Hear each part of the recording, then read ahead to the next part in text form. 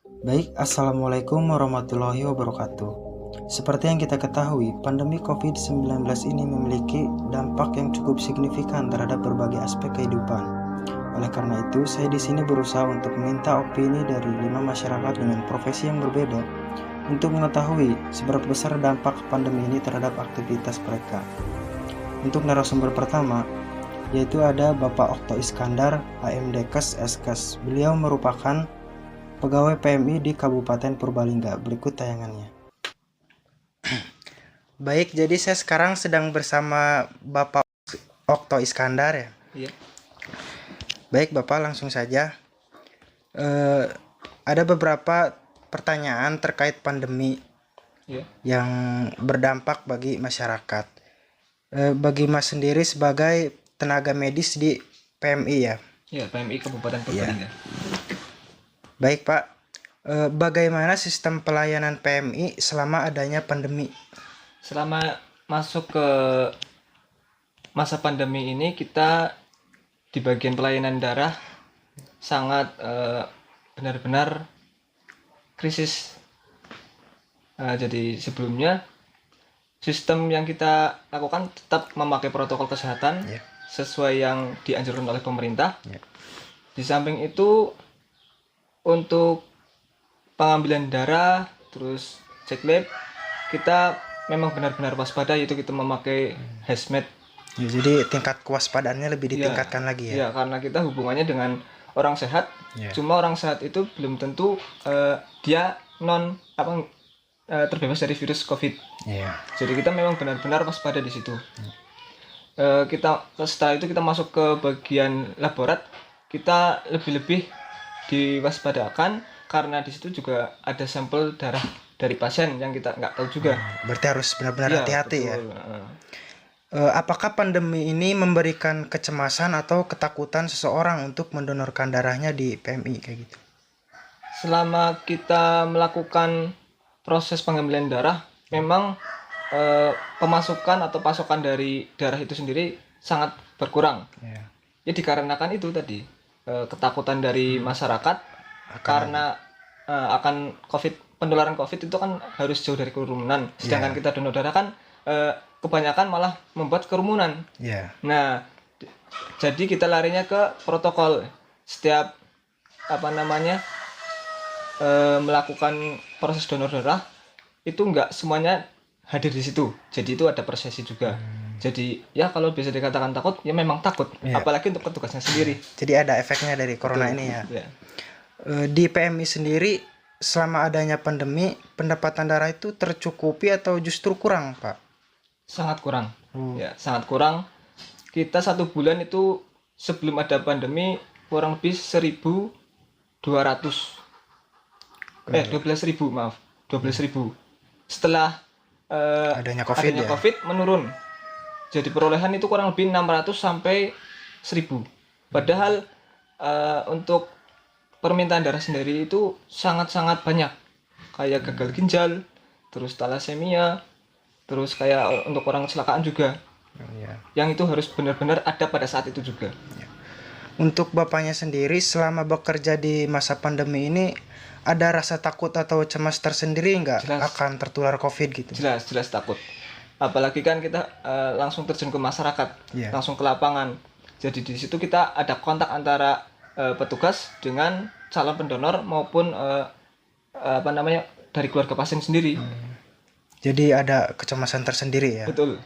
Jadi kita ya diharapkan untuk setiap petugas medis harus mematuhi protokol kesehatan, yaitu entah dari social distancing, terus jaga kebersihan, dan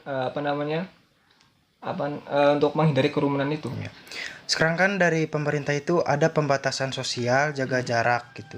Menurut Bapaknya sendiri efektif atau tidak untuk menekan angka penyebaran COVID ini? Masalah efektif atau tidak itu kembali lagi ke orangnya ya Mas. Kalau misalkan orang itu mematuhi protokol, insya Allah itu efektif. Kembali lagi kalau misalkan dia tidak mematuhi protokol, walaupun dia memakai APD ataupun apa, dia punya resiko tertular juga. Berarti kembali kepada diri kita sendiri. Betul. Gitu. Betul. sebentar lagi kan dari pemerintah itu akan ada program vaksinisasi. Apa dari vaksin ini dapat menyelesaikan COVID? Kalau menyelesaikan sih kayaknya belum bisa. Cuma untuk mengurangi itu lebih baik lah dengan adanya vaksin ini. Cuma untuk efektif atau tidak kita kan belum mencoba. Kita belum tahu nanti ke depan mau gimana, terus efek sampingnya itu seperti apa. Yang jelas kalau dilihat itu pengaruhnya pasti ada nantinya gitu ya. Ya kita harapkan ada, harus ada. Menurut Bapaknya pribadi, sebenarnya apa yang menyebabkan pandemi COVID ini semakin berlarut-larut gitu? Kembali lagi ke orangnya, kedisiplinan mematuhi protokol kesehatan yang sudah ditetapkan oleh pemerintah. Ya bukan cuma pemerintah, intinya diri sendiri lah. Dia punya prinsip untuk mematuhi, insya Allah dia bukan sih terbebas, tapi menghindari lah. Jadi untuk resiko dia terpapar jadi sedikit. Seperti itu. Untuk narasumber kedua yaitu ada Ibu Mupliha SSTMM. Beliau ini merupakan bagian koordinator PONED di Puskesmas Kecamatan Bantar Kaung, Kabupaten Brebes, Jawa Tengah. Berikut tayangannya. Baik, Assalamualaikum warahmatullahi wabarakatuh. Baik, jadi saya sekarang sedang bersama Ibu Mufliha. Beliau ini merupakan bagian koordinator PONED di Puskesmas Kecamatan Bantar Kaung, Kabupaten Brebes, Jawa Tengah. Nah, baik Ibu, terkait pandemi yang ada sekarang, seperti yang kita ketahui memiliki dampak yang cukup signifikan dari berbagai aspek kehidupan. Nah, salah satunya dari kesehatan. Nah, untuk di Puskesmas Kecamatan Bantar Kaung ini, selama adanya pandemi, dari segi protokol kesehatan itu ditingkatkan atau bagaimana, Bu? Jelas banget ya, ditingkatkan banget. Kita awal-awal ada pandemi itu bulan Maret ya? Iya, Bu. Kita bulan Maret itu, saya sendiri yang waktu itu bikin alurnya juga. Dari alur, dari pelaksanaan itu jelas kita pakai protokol.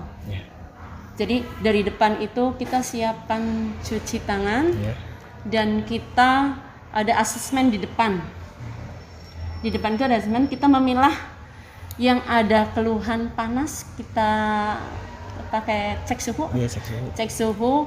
Kalau yang suhunya tinggi berarti kurang normal, yang di atas 38 ke atas itu kita nggak masuk ke ruangan. Jadi kita asesmen di ada ruang khusus. Berarti itu asesmen terpisah di depan. Yang jelas kita pakai banget protokol kesehatan jelas. Dari alur, dari pelaksanaannya itu tetap kita udah pas masuk, pas pelayanan otomatis di ruang anak kita kursi jauh, tetap mereka tetap wajib memakai masker. Sebelum masuk cuci tangan, cek suhu, kita asesmen di depan, kemudian masuk ke ruangan itu kita tetap jaga jarak. Di tempat periksa kita pakai pembatas, pakai apa namanya, mika kayak gitu ya. Terus kita paling nggak 1,5 meter lah kursinya. Jadi orang tidak dekat dengan kita. Tetap kita tingkatkan seperti itu.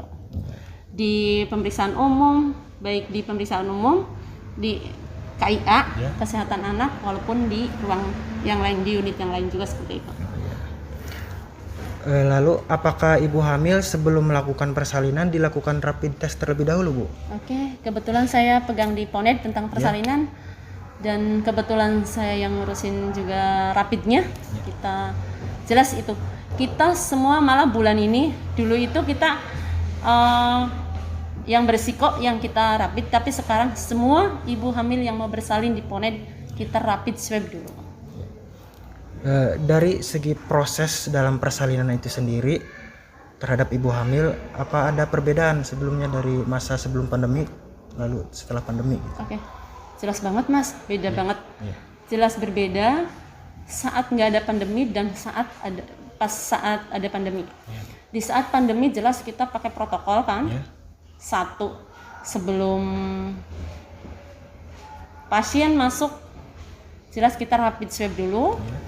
Kita prosesnya juga ribet Mas. Sekarang kalau pas pandemi kita harus pakai bilik khusus. Jadi kita ribet lah ya, tapi kita demi menjaga dengan APD yang sangat ribet juga kita, walaupun umpamanya dia rapidnya non reaktif, tetap kita pakai protokol. Lalu tingkat persalinan akibat adanya pandemi COVID ini bagaimana Bu? Apakah meningkat gitu? Kalau jumlah sih, volume sih nggak berubah ya. Tetap karena persalinan ya nggak ada perubahan. Justru malah kayaknya meningkat deh. Seperti itu. Lalu dari Puskesmas Kecamatan Bantar Kaung ini ada program khusus nggak untuk kesehatan ibu dan anak selama pandemi? Ya, kayak mungkin nggak ada yang spesifik. Mungkin gini, pas posyandu ya Mas. Yeah. Posyandu ada kita ada setiap desa kita wilayah Bantar Kaung ada 11 desa. Dan di desa itu ada beberapa posyandu. Posyandunya itu pas awal-awal itu malah justru tidak dilaksanakan karena kita menghindari kerumunan juga. Kemudian kesini kan otomatis kita laksanakan, tapi yang berkepentingan imunisasi. Itu pun dengan protokol juga. Jadi yang memang butuh imunisasi, yang tidak butuh imunisasi tidak hadir. Tetap dengan protokol juga.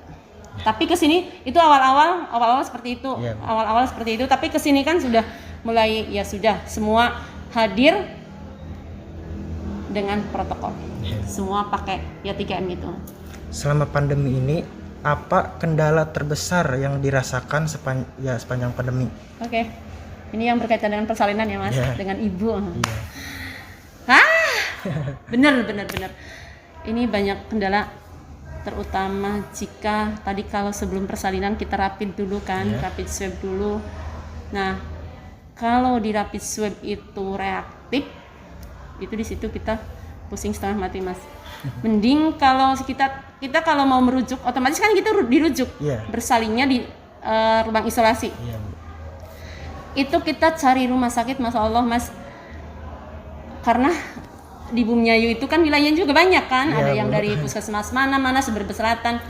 Kita telepon rumah sakit ini isolasinya penuh, telepon rumah sakit ini isolasi penuh, telepon ke Margono penuh, untuk wilayah Banyumas aja sudah penuh. Kita berharap otomatis kita harapan terbesarnya itu ke RSUD Brebes. Apalagi sekarang RSUD Bumiayu dokter SPOG-nya kosong. Jadi kita berharap banyak dari RSUD Brebes. Itu pun dengan drama dulu Mas.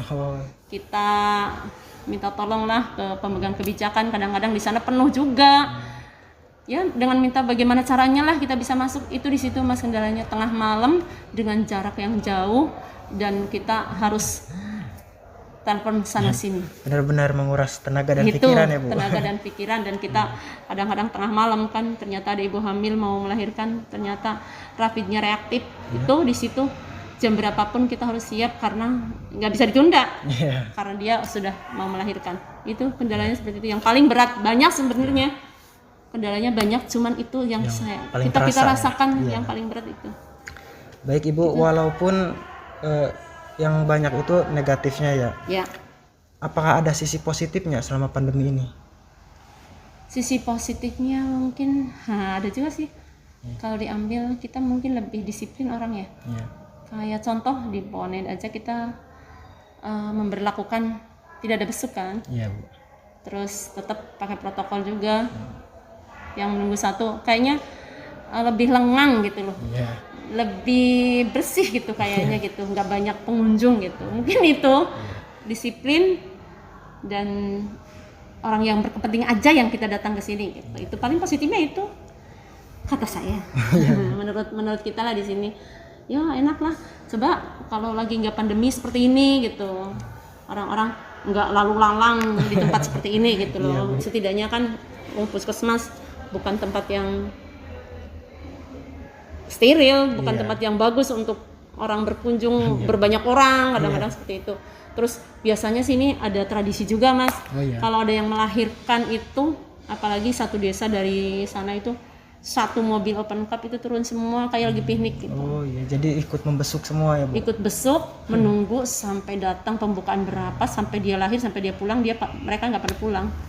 Tapi sekarang karena sedang pandemi itu kayaknya enak sih, kita lebih kita rada bersih-berssi gitu, bersihnya awet gitu.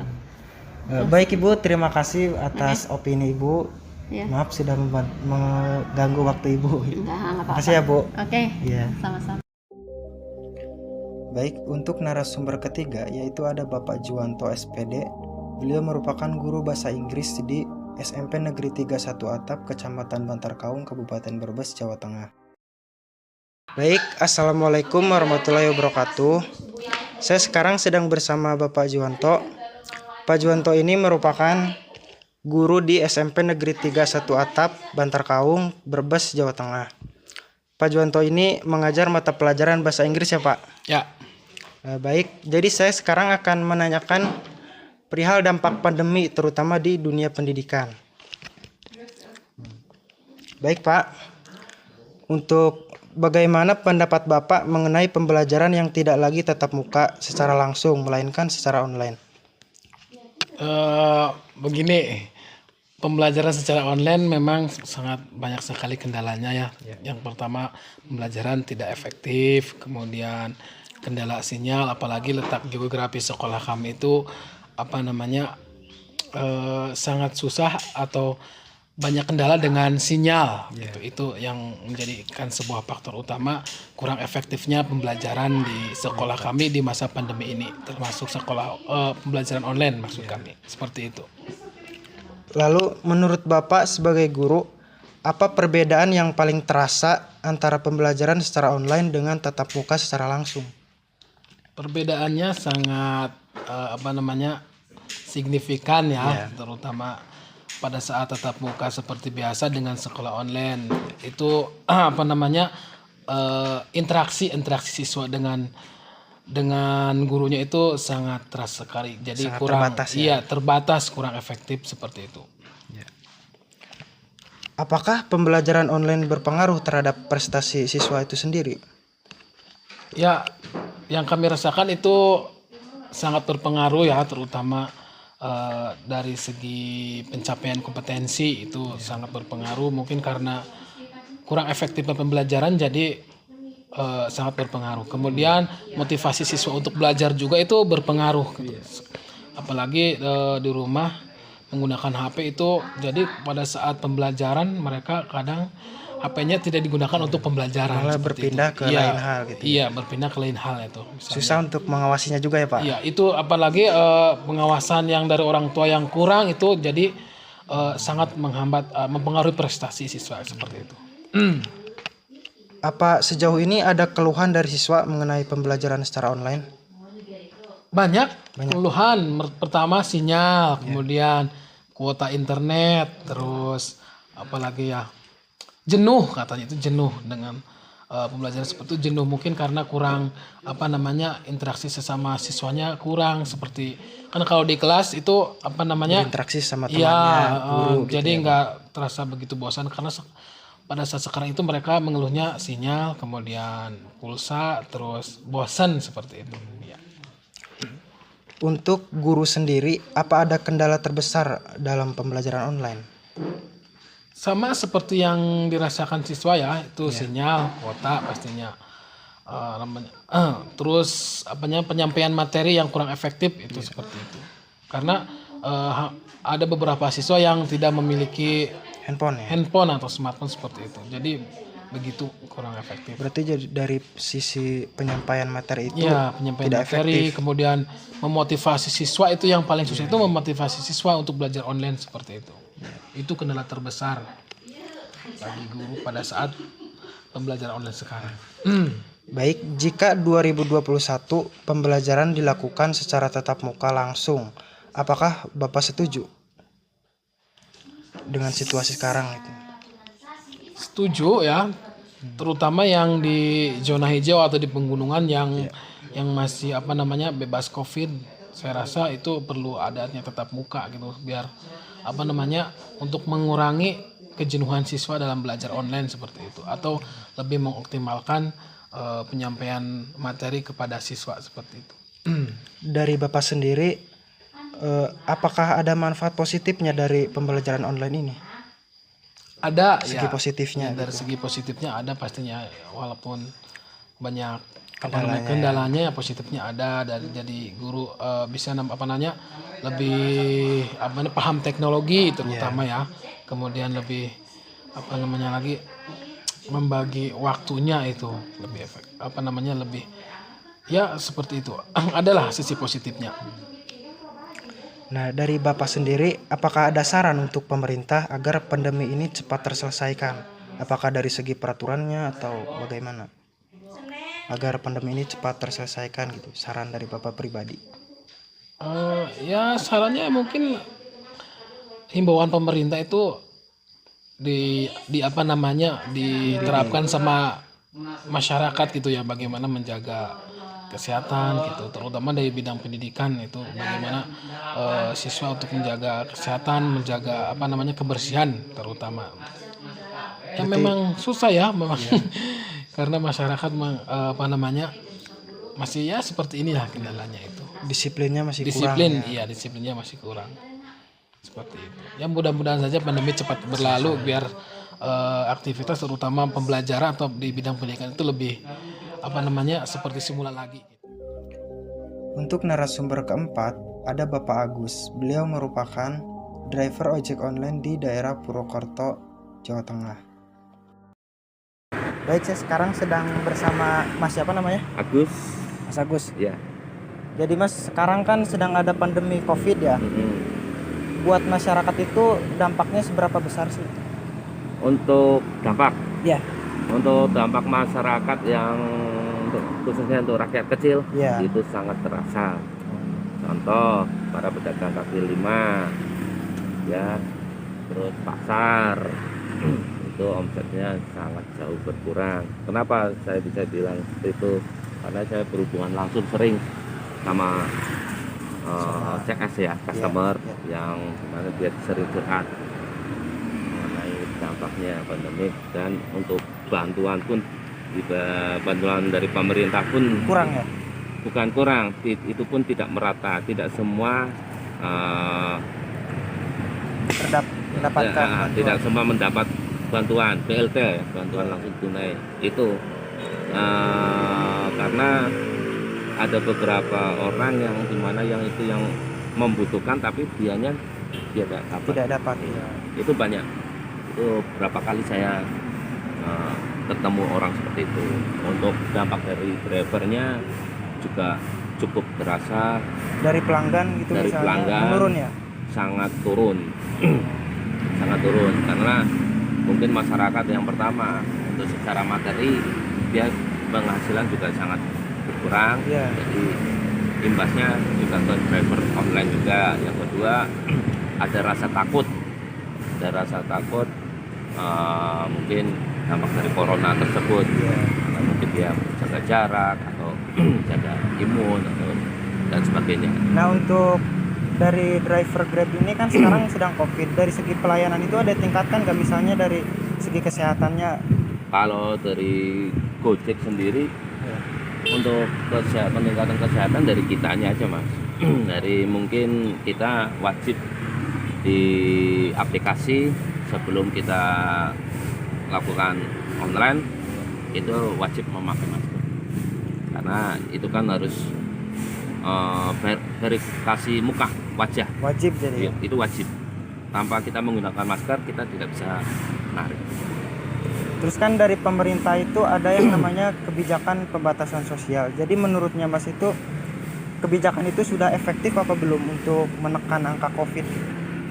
Kalau menekan angka COVID untuk kebijakan pasti ada, tapi itu hanya menurut saya itu belum maksimal. Kenapa saya bilang belum maksimal?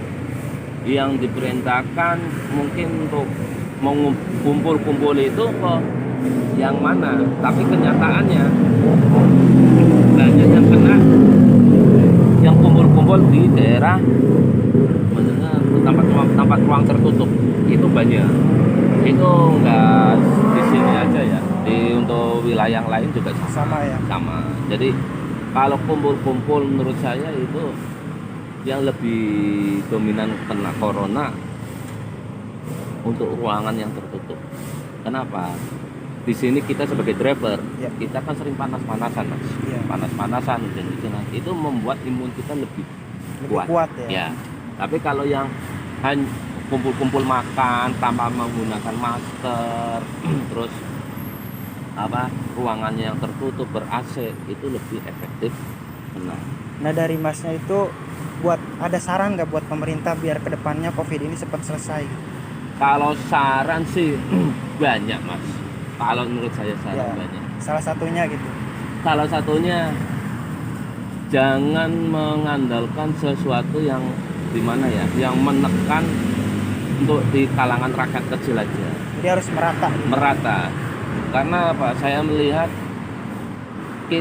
kita melihat dari hanya visual aja ya. Visual dalam artian wah, operasi masker.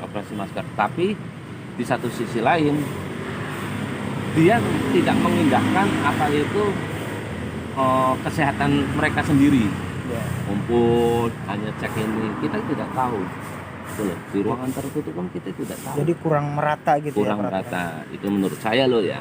Karena yang lebih kena banyaknya orang kena virus corona, Masnya bisa cek sendiri, ya kan? Banyak dari kalangan atas. Dari kalangan atas, dari kalangan yang tidak mau kena sinar matahari. Ya. Tuh. Kalau kita sebagai ini mana kita, Masnya boleh bisa dengar nggak? Pernah dengar nggak? Tukang batu, tukang becak, terus ya insya Allah driver online, ada yang kena nggak? Nggak ada ya. Berarti yang banyak itu malah dari kalangan atas ya. Masnya bisa cek, ada nggak kalangan yang kita di lapangan, yang kerja di lapangan, ibaratnya buruh di lapangan, ada yang kena? Paling 0,000%. Persentasenya sedikit. Sangat sedikit. Tapi Masnya bisa cek kalangan mana yang terdapat orang yang terkena virus corona. Pegawai bank, pegawai pemerintah, Pejabat ya. Kenapa saya bisa bilang ini? Bisa dicek ruang lingkupnya itu udah beda.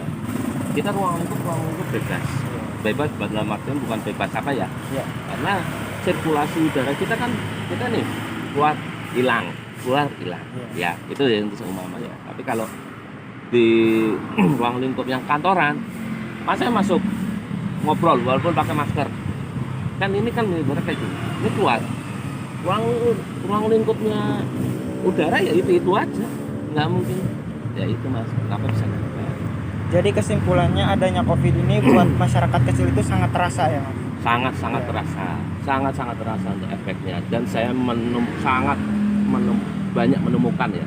Sangat banyak menemukan, dampaknya sangat banyak untuk efek dari rakyat kecil. Baik, untuk narasumber terakhir yaitu ada Mas Ikhwan. Beliau merupakan pemilik barbershop di daerah Kecamatan Bumiayu, Kabupaten Brebes, Jawa Tengah. Berikut tayangannya. Sekarang kan sedang ada COVID-19. Buat usaha Masnya sendiri ada dampaknya nggak? Sebenarnya sih dari awal ada COVID ya, itu barber itu jarang ada dampak, paling sekitar 40% dari wirausaha barber itu paling sedikit dampaknya dari COVID. Biasanya tuh kendalanya ya kalau pemasaran dari barber itu karena hujan, itu aja, itu hujan. Oh, dari hujan jadi jarang yang Orang jadi malas mau keluar gitu. dari segi pelayanan itu ada yang ditingkatkan nggak? Misalnya dari kebersihan, misalnya takut Oh itu udah wajib ya, dari setiap barber itu pasti yang namanya kebersihan itu pasti paling utama. pendapatan sendiri, misalnya dari pendapatan mengalami penurunan atau Sebenarnya sih kalau barber ya itu kebutuhan juga sih ya, yang namanya stylist ya. Jadi orang mau COVID atau enggak, yang namanya rambut kalau orang biasa rapi ya pasti tetap aja ke sini. Tapi yang namanya APD sama di sini tetap kami utamain. Jadi keselamatan bahkan tetap utama. Jadi kan di masyarakat itu banyak yang masih belum percaya dengan adanya COVID. Masih ada yang beranggapan bahwa COVID itu sebenarnya nggak ada. Dari Mas sendiri percaya nggak sih sama adanya COVID itu? Balik lagi ke kita masing-masing ya. Kalau dari saya sih yang penting pola hidup aja ya. Yang penting kita jaga kebersihan, terus sebisa mungkin kita jauhilah yang namanya apa sih tuh yang sekiranya berbahaya dari segi mengancam kesehatan kita jauhin. Yang penting pola kehidupan kita aja, yang penting sehat. Nah kan dari pemerintah itu ada kebijakan yang namanya pembatasan sosial gitu. Jadi jarang yang boleh berkumpul-kumpul kayak gitu. Dari Masnya sendiri setuju nggak dari kebijakan pemerintah itu? Kalau menurut saya sih setuju aja ya. Tapi kan balik lagi tadi yang ngomong saya dari awal. Kalau barber itu kebutuhan. Jadi orang mau dilarang kayak apa dari pemerintah, pasti tetap aja, tetap kerumunan. Terakhir dari Masnya itu sendiri ada saran nggak buat kedepannya gitu buat pemerintah biar masalah COVID ini cepat selesai? Kalau saran dari saya sih lebih dipertegas lagi ya, jangan tebang pilih kalau menurut saya. Di peraturannya ya. Sekarang contoh dari pasar ya, contoh pasar. Kenapa pasar tetap jalan ketika orang ibadah dipersulit, gitu aja sih contohnya. Kenapa kalau orang ibadah sekarang dilarang? Kalau orang mau buat kerumunan kayak contoh buat hajatan, kenapa tetap lanjut? Yang penting ada sholat isi. Kenapa kalau ibadah? Ya gitu, beda lagi ya. Anehnya di situ pemerintah tetap ambil. Ya. Jadi dari segi barbershop itu adanya COVID itu tidak terlalu berpengaruh. Nggak ngaruh sama sekali, malah meningkat. Satu karena anak sekolah kan jarang sekolah ya, libur ya. Sekarang sekolah di rumah ya intinya. Jadi rambut tuh bebas, penampilan bebas. Malah makin banyak justru. Yang harus tuh satu hujan. Kalau pandemi itu nggak pengaruh sama sekali. Kalau dari segi usaha barber, kalau usaha lain nggak tahu kayak kuliner. Kalau barber alhamdulillah malam ini sebenarnya. Berdasarkan opini yang telah diberikan 5 narasumber tersebut, kita dapat menyimpulkan bahwasannya pandemi COVID-19 ini memiliki dampak yang benar-benar berpengaruh terhadap berbagai aspek kehidupan. Maka oleh sebab itu, alangkah baiknya baik dari pemerintah maupun masyarakat saling bekerja sama untuk menyelesaikan permasalahan pandemi COVID-19 ini. Sekian dari saya, wassalamualaikum warahmatullahi wabarakatuh.